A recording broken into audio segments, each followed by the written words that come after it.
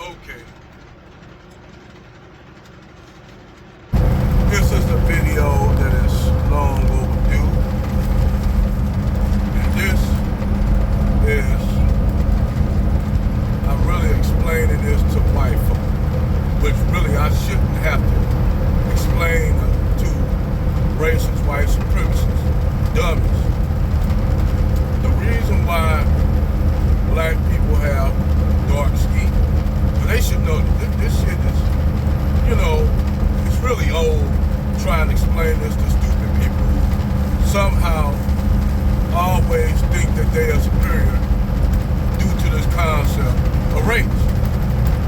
Which, by the way, in actuality, all humans are related, also known as Homo sapiens. Now, in the fossil record, there were many other types of hominid species. These hominid species are called Homo erectus, Homo lepipicus, and many others. There's a lot of them. Even the one they call Homo giganticus. Now today, people know Homo giganticus is basically, technically, Sasquatch and Bigfoot. But you even had a species of hominid that they called the hobbit. He was so small, he's smaller than the pygmy, but he was related to our family. They called him the hobbit. But anyway, reasons why people have certain features of skin is actually due to environment. When humanity came out, the African continent first arose in Ethiopia about 10,000, I'd say 100,000 years ago. Now, contrary to belief, you got people that talk about the continents were all together one time. And you never know, there's a lot of shit that's coming out. A lot of stuff coming out that is now disputing it. But the funny thing is trying to explain the reason why melanin and why a majority of the people on the planet have melanin. And why Europeans are the only ones that don't have melanin. Simply put, the farther away you get from the equator, the lighter people start to get. Well, when humanity started expanding outside the African continent during the beginning of the Pleistocene period, some of them traveled up north to what you call the Caucasus Mountain Range area and crossed over into Europe. Now keep in mind, these people were black that left. Some split off and went east, and they settled what you call the area of Asia today, China, Southeast Asia.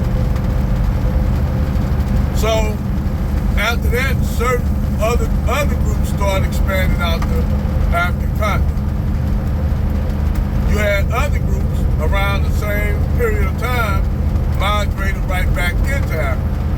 Now people say that's how you got your Cushitic people, your Afro-Asiatic people that migrated back into Africa. That's how you got your Nubians, most of your Cushitic line, where those people migrated back into Africa.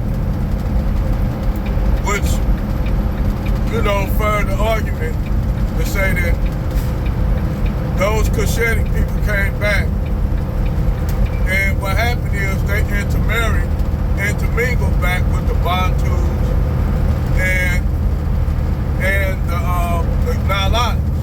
That's how you got today's Ethiopians, your Somalis, your Eritreans, from that group of people who left out. They were lighter coming back. They looked like today's Arabs today. Then they came back and intermarried with the people who were already there Nilotic people. They intermingle with the Bantus, because at that time it was the Bantu expansion in sub-Saharan Africa. The Bantus were basically spreading all over the place during that time period. So they intermarried with the people coming back in the Horn of Africa. You'll hear some Jair now, some Somali time. We didn't intermingle with you guys. Shut up, dummy. I'm explaining this shit. This is why you Somalis, you Ethiopians, you Eritreans, you Djiboutis all have Y chromosome, not the Y chromosome, but I think J chromosome, which are the J chromosome is most of your people that were out of Africa that migrated back in, which is your Arabs. Now, let's be honest, you have black Arabs. So, in the proof that you have black Arabs, all you have to do is look at Prince Bandar, the prince of the crown prince of Saudi Arabia. Also, the crown prince of Kuwait, brother Hassan Ramal, and he's darker than most black Americans. So this to show you that the Arabs have an ancient African DNA, which they like to live in denial about it. Pretty much, a lot of Arabs are like, I ain't trying no offense against Dominicans, but some of them be talking, me not black, me not black. So, the more those people you have, people that went to the north, remember those people that went up into the north in the Caucasus region? Well, they migrated back south during a couple ice ages, and they intermingled with today's the people that were already there.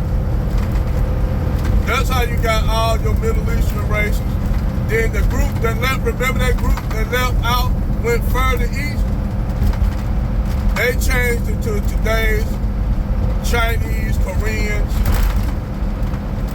Vietnamese, Japanese, Indo-Chinese, all your people in Southeast Asia. But it was another group that also went further south, and they straddled the Indonesian, Malaysian archipelago. These groups went further and further south during the Ice Age, because you must keep in mind during the Pleistocene period, water levels were low. So it was a lot of land connected to other parts. The Polynesians split off from the Indonesians and Micronesians and Melanesians. And that's how you got your Polynesians, your Samoans, your Hawaiians, all that. That's how you got all your Polynesians, your Tahitians. Then you had another group that settled what? Papua New Guinea, Micronesia, Malaysia. Those people that look African, but they're not African, but they still have African lineage. Because those are the first people that came into Asia. And it was different people that left the African continent people. Well, Europeans were actually the youngest people of all the ethnic groups. You had some that went further north into Asia. They formed what you call your Caucasian races, your Mongol races, your Turkic races, all those groups, Heplo groups. Then those people migrated across the Bering Strait. But you already had another group, different groups that came to the Americas before the Mongoloid group, or what you call the Inuit and all the Eskimo people. It was already people that crossed the land bridge before and came over. But it was other people that came different routes. They all didn't come just one route. People ask, how these people preceded the Native Americans? Well, keep in mind, even though they say how they crossed the Pacific, the people that lived in the Pacific, especially the Polynesians, are great sea travelers. They are sea mariners. So they were good. They was good at maritime sailing. sailing the oceans. Now, on the contrary, people think the Africans should have that skill as well. Africans also developed seaworthy travel. That's how you had Africans coming over to the eastern seaboard and mapped it out. But the reason why black people have melanin is due for the protection of ultraviolet rays. Simply, that's it. That's it. So I guess that skin that was created for us as protection against ultraviolet radiation, somehow white people find it offensive. Now, due to environmental change, due to climate change, I say, Sarge WP had asked this one guy, he said, well then, eventually, while black people staying in the northern hemisphere for so long, eventually we will actually get white. So a lot of people don't like to hear that, but if you're a black person staying in the northern hemisphere for, I say like, give it like maybe about 5,000 to 6,000 years. You won't have, if the temperature stays the same. Eventually, black people will change to white people. It's just adaptation. That's all it is, adaptation. Your body is going to adapt to the environment due to the fact you don't have to have that much melanin up in the past the equator in the north, because your body won't be able to produce, your body needs to produce vitamin C. Your body is not producing vitamin C in the north. So your skin will have to adapt to that environment. That means your noses may get thinner, your lips may get thinner. And that's called adaptation. But as far as on race, actually there's no such thing as different races. You got different haplogroups. Yeah, but genetically, all humans are related. We are placental mammals. If you all know what a placental mammal is, a placental mammal is an animal or a creature that carries their young to full gestation. Damn, I can't say it. But they carry their infant inside, the uterus.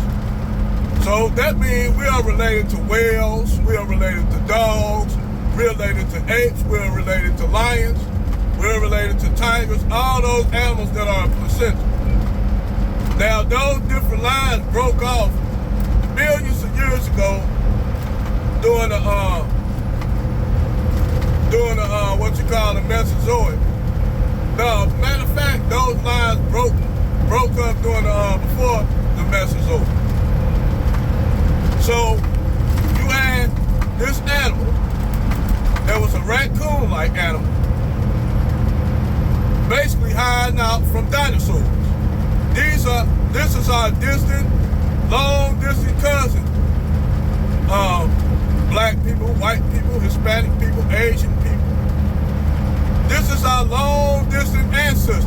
It was a raccoon-like animal, so typically all us coons. In the sense of the word, it was a raccoon-like animal that's slightly smaller than a raccoon. This animal used to hide from dinosaurs and all that shit, and it eventually over time, it broke off into several different lineages. It broke off to what you call your raccoons. It broke off into your rodents. It broke off into your canine, bears, lions, tigers. Now there's other lineage of mammals, of placental mammals, but these are your carnivorous brains. Like rodents, they all broke from a same mammalian line. Only mammalians that had a different lineage than humans are what you call your marsupials, your possums, your kangaroos, your wombats, your koalas. Then you had your, what you call your phacocephalus. That means those are mammals that have leathery eggs. Actually, they are the oldest relatives because that's where we all come from. That's where all mammals sprung from these echidnas and platypus-like animals that lay leathery eggs. They go all the way back. Them mammals go all the way back to goddamn past the dinosaurs. They were called mammal-like reptiles. They go back to damn near what not even the Mesozoic. They go back to the I can't think of that period, but they go back way further than the dinosaurs. But the funny thing is, the dinosaurs sprung off from that lineage that were birds. Dinosaurs sprung off from the same lineage that the platypus spread came from. Then they turned into what? Birds. Eventually they evolved into what we know today as dinosaurs. Two branches of dinosaurs, your hadrosaurs and your mosasaurs. The mosasaurs were your vegetarians like your triceratops and all that shit. Then the other ones turned into your T-Rexes, your velociraptors, all your carnivorous dinosaurs. Well, that broke that shit down on biology for you all. So, basically, that's my science class for Saturday. And y'all just thought I was a motherfucker that smoked cigars, eat hamburgers, and food that's fucking not really healthy for you. But, fuck it, it's good. Over and out.